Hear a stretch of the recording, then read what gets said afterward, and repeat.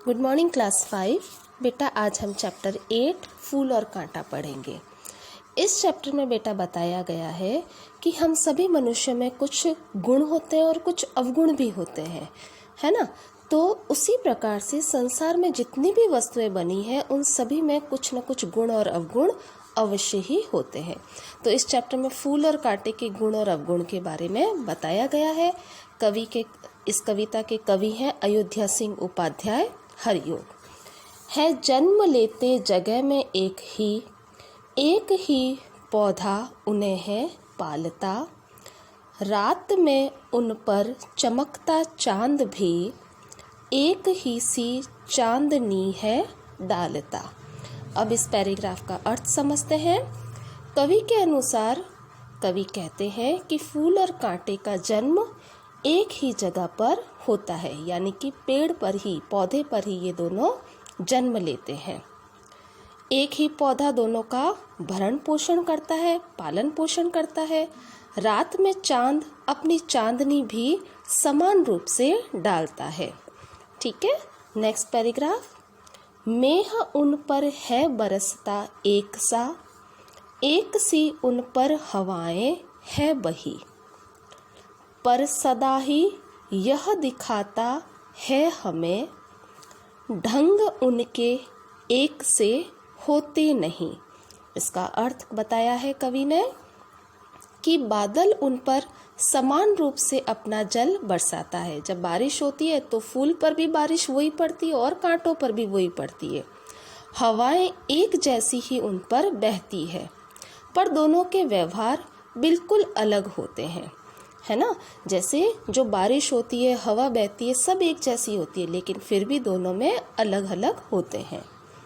छेद कर कांटा किसी की उंगलियां फाड़ देता है किसी का वरवसन, प्यार डूबी तितलियों के पर कतर भंवर का है भेद देता श्याम तन।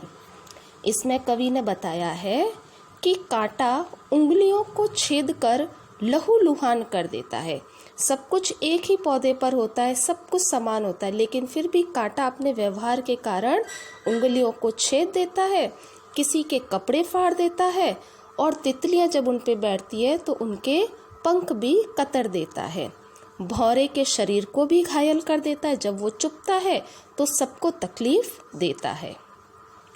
फूल लेकर तितलियों को गोद में भंवर को अपना अनूठा रस पिला, निज सुगंधों और निराले ढंग से है सदा देता कली का जी खिला। अब इसके विपरीत, जैसे कांटों का बताया, अब इसके विपरीत फूल के बारे में बताते हैं कि दूसरी तरफ फूल तितलियों को अपनी गोद में लेता है, उनको अपना रस पिलाता है, भौरे को रस पिलाता है, जबकि कांटा उनका पंख काट देता है, उनको तकलीफ देता है।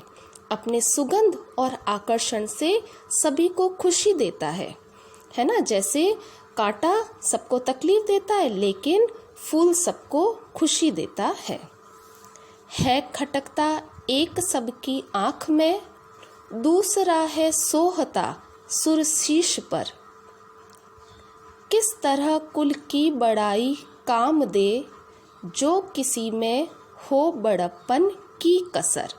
इसमें कवि कहते हैं कि एक तरफ कांटा जो किसी को भी पसंद नहीं है, पर फूल तो ईश्वर के शीश पर चढ़ता है। सुर यानी ईश्वर के मस्तक पर चढ़ाया जाता है।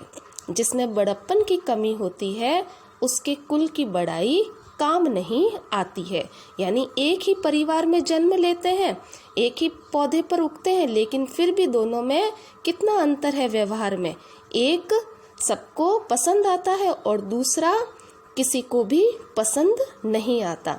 तो जैसे कुल में एक ही परिवार में जन्म लेते हैं, लेकिन फिर भी कांटे को कोई भी पसंद नहीं करता। ठीक है बेटा, आई होप आपको ये चैप्टर समझ आया होगा। धन्यवाद।